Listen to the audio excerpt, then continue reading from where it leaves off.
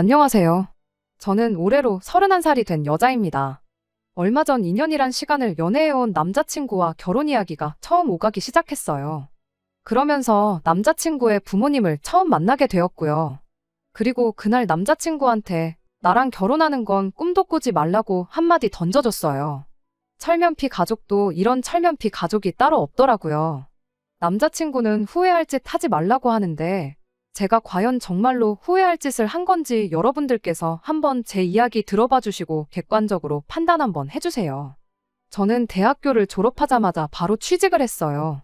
좀 더 욕심을 내서 취직 준비를 한 1년에서 2년 정도 더 했으면 더 좋은 회사에 들어갈 수 있었을 것 같은데 세상 일이 마음먹은 대로 되지 않는 법인데 혹시 모르는 일이잖아요. 불투명한 미래보다는 확실하게 일찍부터 경력 쌓아서 이직을 할 계획으로 바로 일을 시작했습니다. 지금은 이직을 반쯤 포기한 상태입니다. 이쪽 업계가 인공지능이 발전하면서 안 그래도 부족한 자리가 더 없어졌거든요. 그래도 일한 기간이 길다 보니 연봉은 5천 정도로 저 혼자서 제 입에 풀칠하는 데는 모자람이 없는 만큼 벌고 있네요. 적어도 이 회사에서는 인공지능 때문에 일자리 빼앗길 일은 없으니 확실한 기회가 오기 전까지는 열심히 다니려고 하고 있어요. 남자친구는 저보다 5살이 많습니다. 돈은 남들 버는 만큼은 버는 것 같기는 한데 직업 특성상 정직원으로 한 곳에 오래 있지는 못하고 계약직 형식으로 해마다 회사를 옮겨 다녀요. 그래서 사실 남자친구한테 청혼을 받았을 때 조금 망설여지기도 해서 확답을 안 해줬쇼. 남자친구가 제 말에 결혼하고 나면 계약직 생활도 청산하고 당장 벌이가 줄더라도 정직원으로 뽑아주는 회사에 들어가겠다고까지 했지만 말씀드렸다시피 세상 일이 마음먹은 대로 되는 게 아니잖아요. 그래서 계속 대답을 미루고 있었어요. 그런데 하루는 남자친구가 그럼 그러지 말고 일단 자기 부모님부터 만나보면 어떻겠냐는 이야기를 꺼내왔습니다.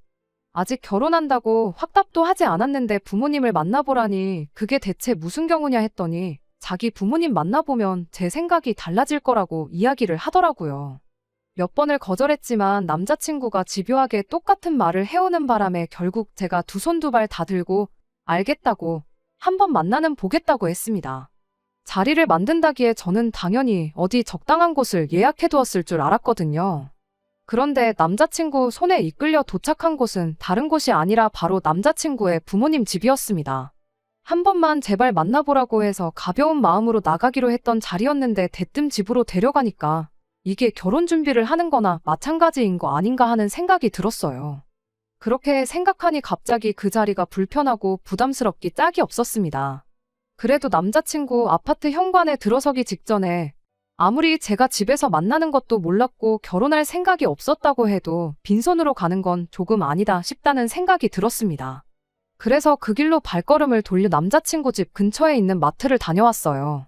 다행히 동네 마트에서 선물용으로 미리 포장된 과일 바구니를 팔길래 이 정도면 적당하겠다 싶어서 그걸 사갔어요. 그렇게 남자친구 집안에 들어가니 남자친구의 어머니가 저를 엄청 반겨주셨습니다. 그러더니 난데없이 집 구경부터 시켜주시더라고요. 예상치도 못한 환영과 갑자기 시작된 집 구경에 많이 당황해 있는데 남자친구 어머니가 입을 열었어요. 원래 남자친구 어릴 적에 당신들이 미국에서 살았다고요. 그때는 이 집보다 2배는 크고 지하실에 다락까지 딸린 3층 집이었다는 소리를 하더라고요. 이어서 미국에서는 원래 이렇게 집에 손님 초대해 놓으면 집 구경부터 시켜주는 거라고 하더라고요. 그러면서 이방저방 구석구석 집 구경을 시켜주는데 솔직히 집 구경이라기보단 집 자랑을 하는 게 맞다 싶었어요. 뭐 저기 깔려있는 카페트는 어디에서 수입해왔다. 식탁은 통원목으로 된 식탁인데 나무가 뭐 200년을 살았네 어쩌네. 저 전등은 뭐 이탈리아에서 유명한 디자이너가 만든 건데 지금은 단종이 되어서 웃돈을 줘도 못 구한다. 이런 관심도 없는 이야기를 하더라고요. 결국 결론은 저거 구하는데 돈을 좀 썼다는 걸 저한테 자랑하고 싶을 뿐이라는 걸 안 봐도 알겠더라고요. 그래서 대충 우와 대단하다 하면서 맞장구 정도만 쳐줬어요. 뭐 그래도 객관적으로만 보면 집은 넓고 잘 꾸며놓고 좋아 보이더라고요. 아무튼 그렇게 집 투어가 끝나고 드디어 그 200년 되었다는 통원목 식탁에 앉게 되었어요. 그러면서 제가 준비해왔던 과일 바구니를 드렸는데 처음에는 남자친구 어머니가 형식적인 거절을 하시더라고요. 그런데 괜찮은데 이런 걸 뭘 다 사왔냐고 하는 거절이 아니라 참 어이가 없었네요. 남자친구 어머니가 말하기를 우리는 프리미엄 붙은 수입 과일 아니면 안 먹는다고 거절을 했으니까요. 그 말을 들으니 사온 사람 성의는 생각도 안 하고 말을 저렇게 하는 건지 섭섭한 걸 떠나서 진짜 동네 마트에서 사온 건 안 먹는 사람들인가 싶었습니다. 집안 해놓은 꼴을 보면 허세가 워낙에 심하니 충분히 그럴 수 있겠구나 싶었어요. 그래서 집에 돌아가는 길에 환불이나 받아야겠다 싶어서 건네드린 과일 바구니를 다시 제 쪽으로 살짝 당겼는데 남자친구 어머니가 얼마나 손에 힘을 꽉 쥐고 있는지 과일 바구니가 미동도 안 하더라고요. 그때야 말은 저렇게 하지만 사실은 받고 싶은 거구나 싶어서 그냥 놓아드렸죠. 아무튼 그렇게 대화가 시작되었어요. 이야기가 시작되기에 앞서서 말을 할까 말까 고민을 했던 게 하나 있어요. 결혼 이야기가 오간 건 사실이나 아직 결혼하기로 확답을 한 건 아니라고요. 그런데 그게 예의에 어긋나는 일인가 싶기도 했고 남자친구가 어련히 잘 설명을 했겠거나 싶기도 해서 그냥 뭐 때문에 나를 그렇게 보자고 했는지 이야기나 한번 드러나 봐야겠다 싶었습니다. 그런데 보아하니 남자친구가 설명을 조금 이상하게 한 것 같더라고요. 남자친구 어머니는 저희가 이미 결혼을 하기로 했지만 남자친구의 직장이 안정성이 부족하기 때문에 그게 걱정이 되어서 결혼을 미루고 있다는 것처럼 말을 하고 있었으니까요. 저를 자꾸 우리 며느리 하면서 부르는 걸 보니 어쩔 수 없이 말을 해야겠다 싶었습니다. 사실 제가 아직 결혼하겠다는 말에 대답을 한 건 아니라고요. 그리고 오늘 이 자리가 다른 게 아니고 결혼에 대한 이야기가 오고 가는 자리인 걸 알았더라면 아마도 오늘 제가 이렇게 이 자리에 따라 나오진 않았을 거라고도 말했습니다. 그랬더니 남자친구 어머니가 기분 나빠하더라고요. 뭐 충분히 그럴 수 있겠구나 싶었어요. 시어머니 입장에서 아들이 최고지. 며느리가 아들보다 더 좋다는 시어머니는 세상에 없잖아요. 우리 아들 정도면 돈도 잘 버는데 뭐가 아쉬워서 그러냐고. 그리고 안정적이지 못하다고 하는데 우리 집 하나뿐인 아들인데 당신이 설마 아들 상황 힘들게 되면 당신들이 그런 아들을 가만히 두겠냐고.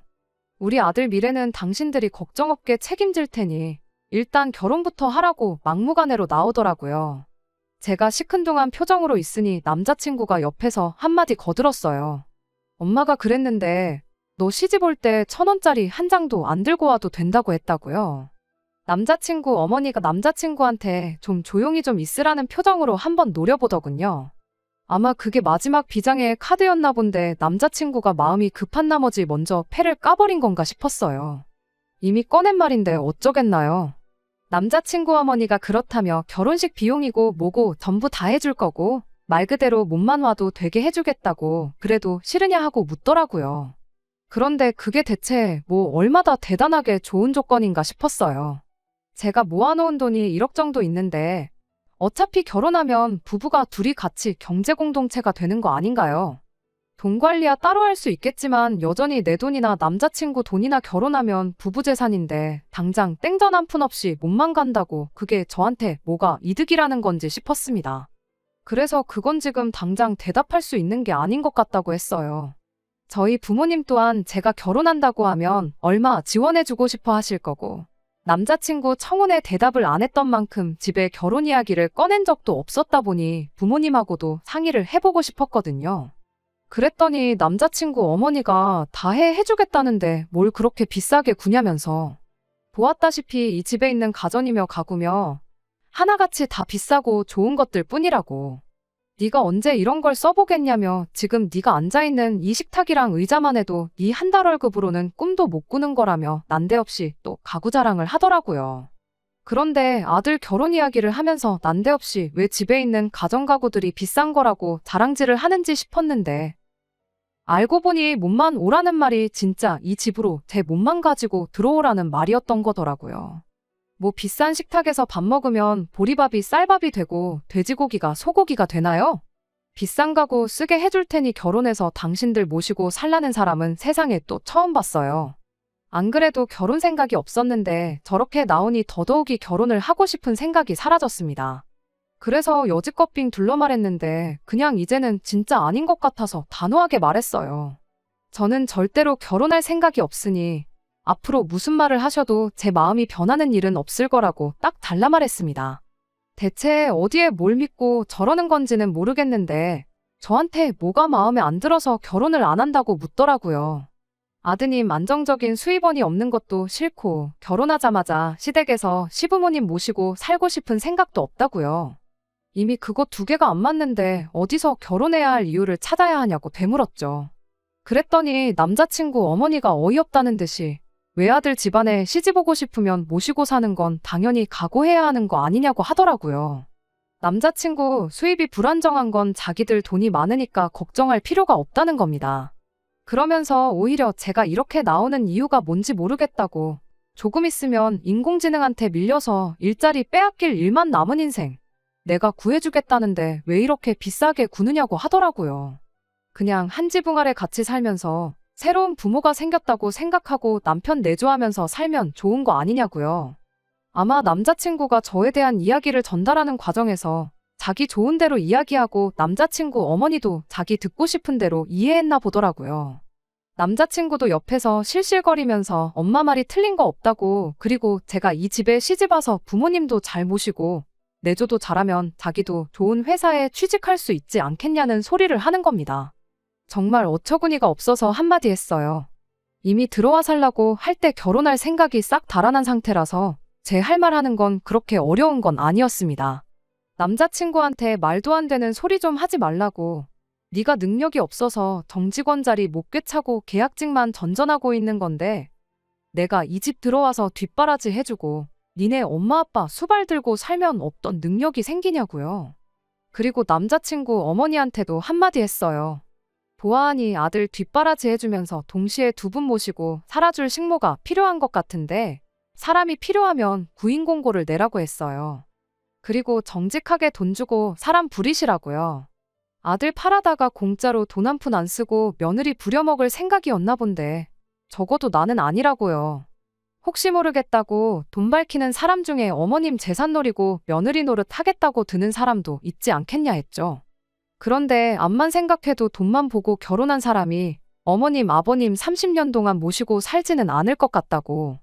음식에 독을넣던지 밤마다 물 한 그릇 떠다 놓고 일찍 좀 돌아가시라고 기도를 하든 어떻게든 하루라도 덜 살게 하려고 노력하지 않겠냐고요. 혹시나 몸만 오겠다는 며느리 찾으시면 그때부터는 드시는 거 조심하고 만수무강 하시라고 한마디 하고 자리에서 일어났습니다. 밖에 나오는데 갑자기 올 때 사온 과일이 생각나더라고요. 어차피 안 먹는다고도 했고 줬다 뺏는 게 제일 치사하다지만 더 이상 상종도 할 일이 없는 사람들인데 그게 무슨 상관이겠어요. 환불을 받아도 내가 받고 먹어도 내가 먹는다는 생각으로 그냥 제가 다시 들고 나왔죠. 남자친구가 쫓아나오더니 저보고 이게 뭐 하는 짓이냐고 지금 너 후회할 짓 하는 거라고 엄마 집이 얼마짜리 집인 줄은 아냐고 하더라고요. 그래서 곧바로 인터넷에 검색해줬어요. 40평형 아파트가 12억 정도 하대요?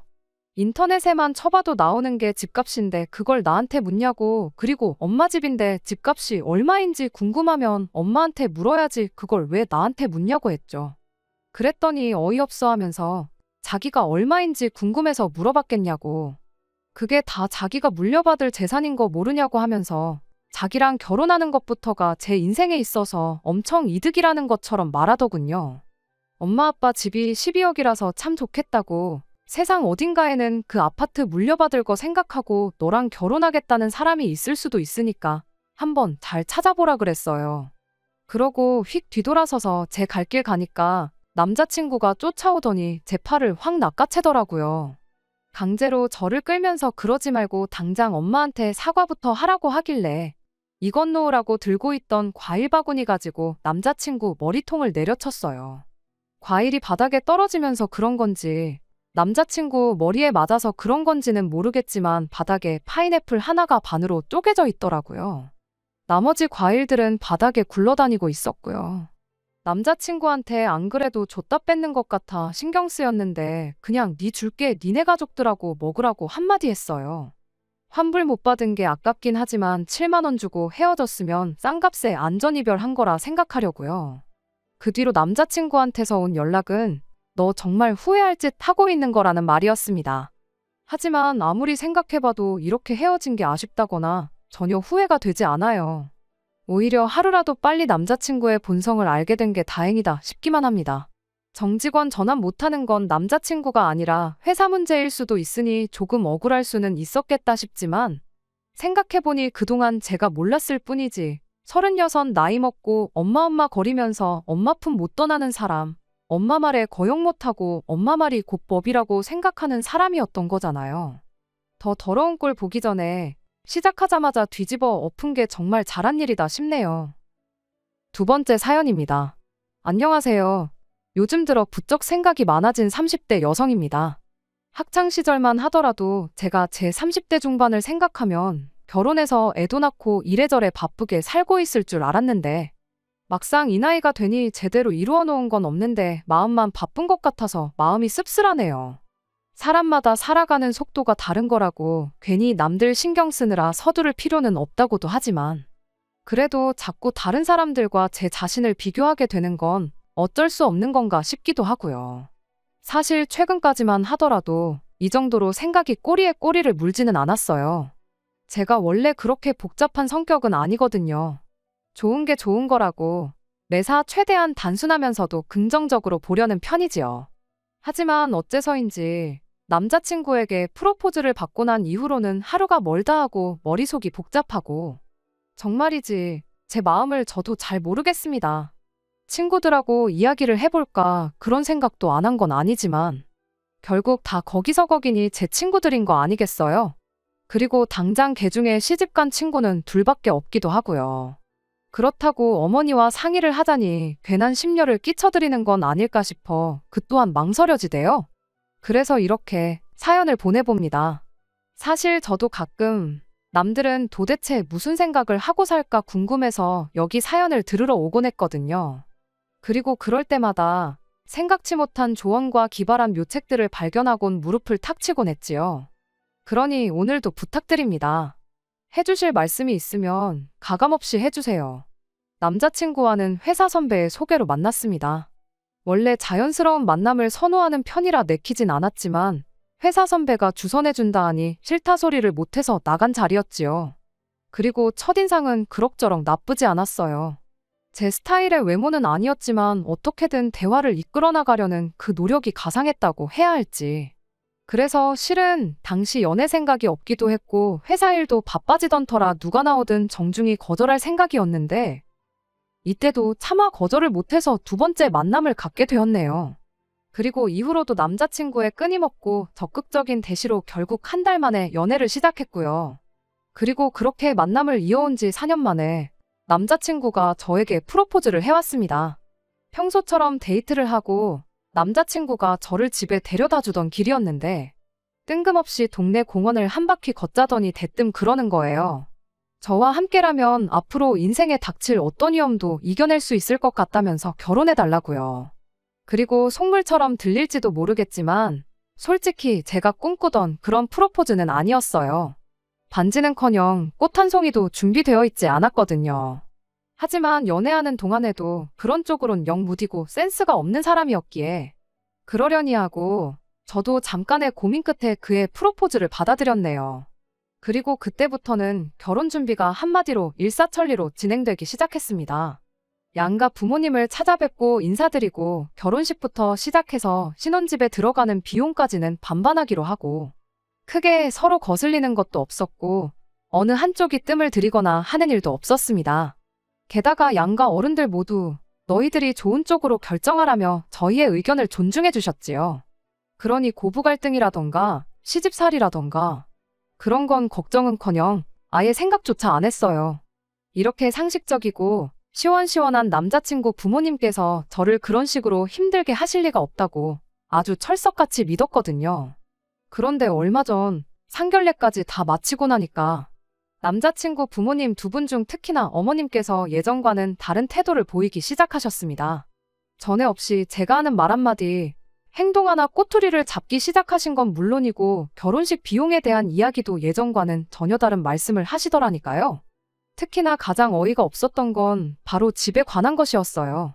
남자친구 부모님께선 서울 끝자락에 위치한 동네에 2층짜리 주택에서 거주하고 계세요. 그리고 언젠가 남자친구가 말하기를 원래는 동네 전체가 싹 다 주택이었는데 몇 년 전 투자자들이 몰리면서 그 주택들이 다 밀리고 빌라가 지어졌다대요. 그리고 자기 부모님도 투자 제안을 받으셨다는데 어머님이 한마디로 돈 얼마 더 받겠다고 욕심을 내시다가 그 기회를 놓치셨다나요? 그래서 실제로 남자친구 동네에 가면 번듯한 빌라들 사이로 남자친구네 허름한 주택만 덩그러니 있어요. 그래도 뭐 이거야 제가 사실 왈가왈부한 문제는 아니죠. 남자친구 부모님이 당신들 재산으로 이득을 보셨든 손해를 보셨든 저랑은 상관없는 이야기니까요. 그런데 그러면 제가 왜 저희 결혼을 앞두고 집이 문제라고 하냐. 그건 바로 어머님이 저희더러 들어와 살라고 하셨기 때문입니다. 말씀드린 대로 남자친구네 주택은 2층짜리로 남자친구네는 1층에서 거주를 하고 2층은 세를 주고 있었어요. 그런데 이제 2층이 계약이 끝나면서 나가겠다고 하니까 저희더러 2층에서 살라고 하셨던 거죠. 그리고 당연히 저는 남자친구가 그 얘기를 꺼내자마자 거절했습니다. 저희 회사에서 먼 것도 먼 거지만 아무리 남자친구 부모님이 좋은 분들이라고 해도 위아래로 살고 싶은 생각은 없었으니까요. 그래서 남자친구한테 싫다고 했어요. 부모님께도 잘 말씀드리라고 했고요. 그런데 이튿날 남자친구가 하는 말이 말씀드렸는데 무척 섭섭해 하시더라면서 들어와서 사는 게 아니면 결혼 비용도 지원을 못 해주시겠다고 하더라나요? 그런 게 어딨냐고 따졌지만 남자친구는 우리가 돈을 맡겨놓은 것도 아닌데 어쩌겠냐는 식이었지요. 그래서 결국 며칠의 고민 끝에 들어가서 사는 걸로 마음을 다잡아 보려고 했는데 또 한 번 황당한 소리를 들었습니다. 어머님께서 기존 세입자가 냈던 전세보증금을 그대로 저희에게 요구하셨으니까요. 게다가 황당한 점은 거기서 끝이 아니었습니다. 가령 전세보증금이 2억이라고 하면 당신 아들이 부담해야 할 몫은 어차피 당신이 결혼 비용을 지원해주기로 했었으니 시쳇말로 퉁치면 되는 거고, 그러니까 결국 저만 전세보증금에 해당하는 1억을 가져오라고요. 어이가 없었죠. 애시당초 제가 남의 집에 공짜로 살겠다 뭐 그런 생각을 한 건 아니에요. 그건 말도 안 되는 일이죠. 하지만 남자친구 부모님네 들어가서 사는 건 말 그대로 들어가서 살기만 하면 된다는 얘긴 줄 알았습니다. 들어와서 살지 말지에 따라 결혼 비용을 지원해주네 안 해주네 그런 이야기까지 오갔으니까요. 그런데 남들처럼 보증금 내고 계약서 쓰고 사는 거면 제가 굳이 왜 생돈을 들이면서 마음에도 안 드는 집에서 살아야 하냐고요. 그러니 제 입장에선 지금 나를 가지고 노는 건가 싶더라니까요. 물론 서울에서 집을 구하는 게 얼마나 힘든 일인데 그렇게라도 해주는 게 어디냐 하는 분들도 분명히 계시겠지만 그래도 저한테는 말이 안 되는 일이었어요. 이치에도 안 맞고 상식에도 어긋나는 일이었달까요? 게다가 그 집에 더더욱 들어가 살기 싫었던 이유는 저도 몰랐는데 남자친구 부모님이 얼마 전 남자친구의 외조부모님까지 모시고 살기 시작했다대요. 원래는 두 분 다 요양원에 계셨는데 얼마 전 주택 지하를 사람이 살 수 있게끔 고치시고는 모시고 오셨다고요. 그러니 제가 같이 살게 되면 그분들 수발을 과연 누가 들게 될까요? 장담컨대 머지않아 전부 다 제 일이 되고 말겠죠. 그리고 뭐 그 밖에도 남자친구의 외가 친척들이 차로 20분 거리에 살고 있다는 점도 마음에 걸렸습니다. 이모님 삼촌은 물론이고 남자친구의 시집간 누나도 차로 40분이면 갈 수 있는 거리에 살고 있어요. 한마디로 집성촌이 따로 없달까요. 그리고 제 예상대로 남자친구를 떠보니 자기는 뭐 회사 생활로 바빠서 자주 빠지긴 하는데 그래도 이제 할머니 할아버지까지 오셨으니 예전보다 더 자주 모이지 않겠냐대요. 참고로 남자친구네가 주택이다 보니 앞에 코딱지만하긴 해도 나름 마당이 있어요. 그리고 그 마당에서 종종 모여 고기도 구워 먹고 그런다는 걸 상견례 자리에서 남자친구 어머님이 자랑하듯 하시는 말씀을 듣고는 알게 됐지요. 그러니 제가 비록 남자친구한테 대놓고 말은 못했지만 남자친구랑 결혼해서 그 집에 들어가 살게 되면 그 가족 모임 뒤치다꺼리도 분명 제 몫이 될 게 분명했어요. 그래서 남자친구한테 역시 들어가서 사는 건 무리라고 했습니다. 진짜 백번양보에서 당신 누나처럼 너무 멀지 않은 곳에 신혼집을 구하는 거면 모를까. 한 집에선 같이 못 산다고요. 그랬더니 남자친구가 한 집이 아니고 1층, 2층으로 나눠져 있는데 도대체 뭐가 문제냐며 짜증을 내더니 그럼 결혼 비용은 못 받는 줄 알랍니다. 그리고는 자기는 도무지 어떻게 어머님한테 말씀을 드려야 할지 모르겠다면서 저더러 그냥 좋은 게 좋은 거라고 좀만 양보 좀 해주면 안 되냐는데 제가 정말 괜한 걱정으로 쓸데없이 고집을 부리고 있는 걸까요? 그리고 솔직히 결혼 비용은 그래도 어떻게든 받고 싶습니다. 저희 부모님이 해주시는 만큼 남자친구도 해오는 게 맞다고 생각해요.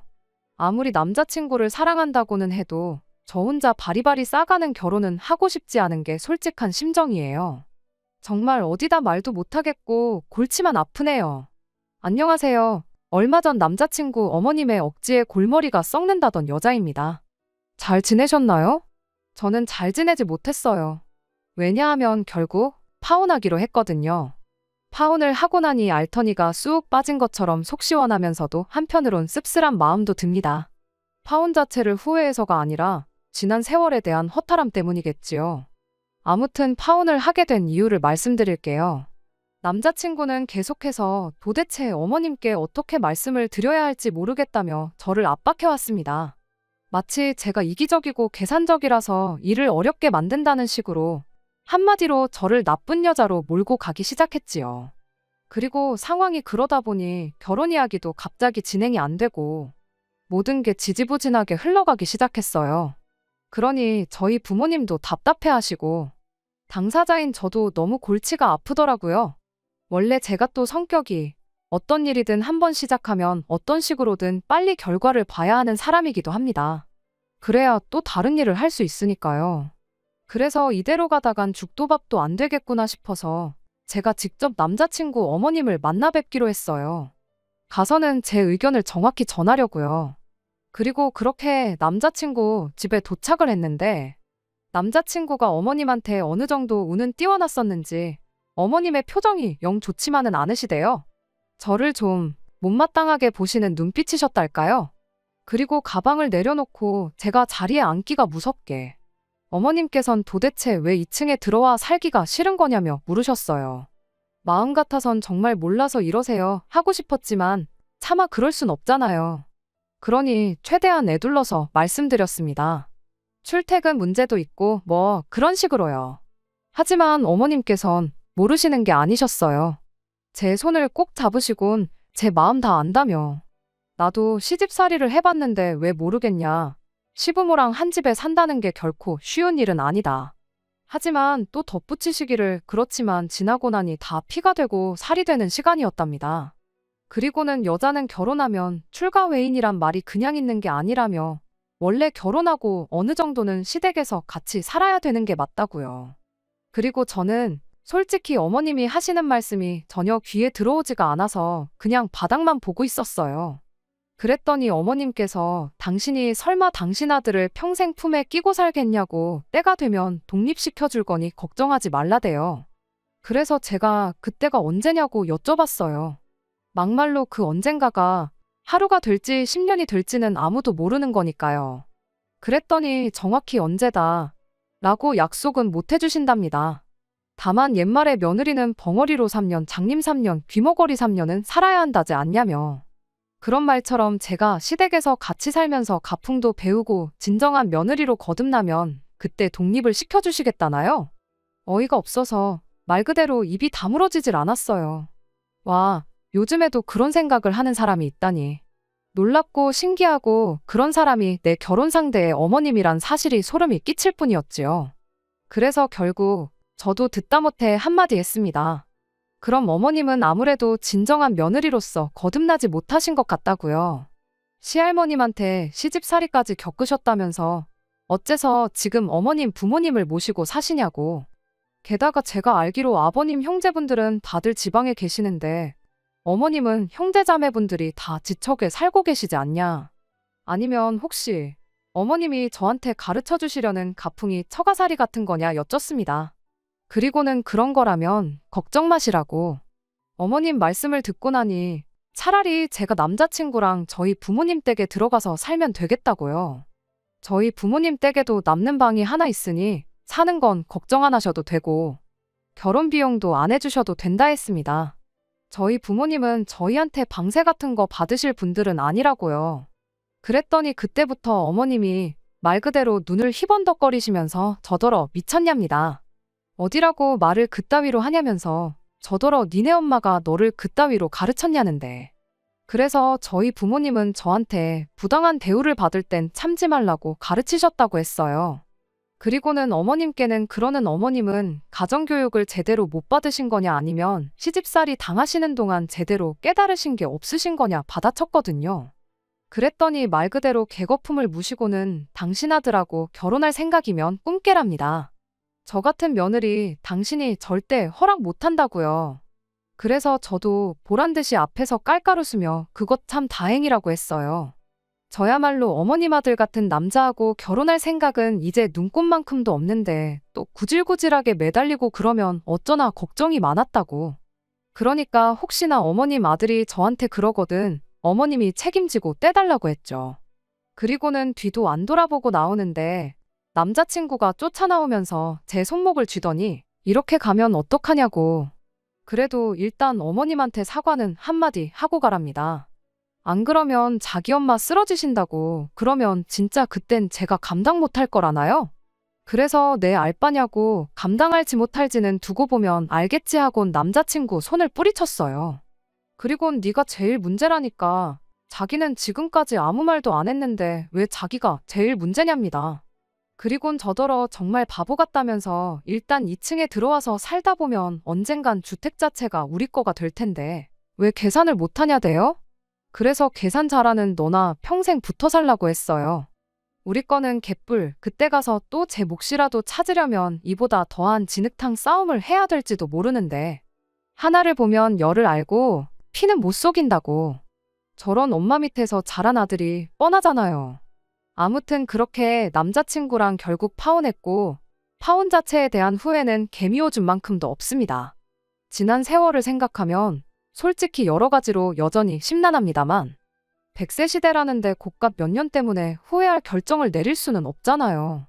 마지막으로 강단 있게 행동할 수 있었던 건 제 사연에 관심을 가져주신 여러분들 덕분이었다고 생각해요. 다시 한번 피가 되고 살이 되는 조언을 남겨주셔서 진심으로 감사드리며 앞으로도 살아가는 동안 여기서 얻은 용기와 지혜를 잊지 않겠습니다. 끝까지 들어주셔서 감사합니다. 오늘의 사연은 여기까지입니다. 구독과 좋아요, 알람 설정 부탁드리고 더 좋은 사연으로 다시 찾아뵙겠습니다. 감사합니다.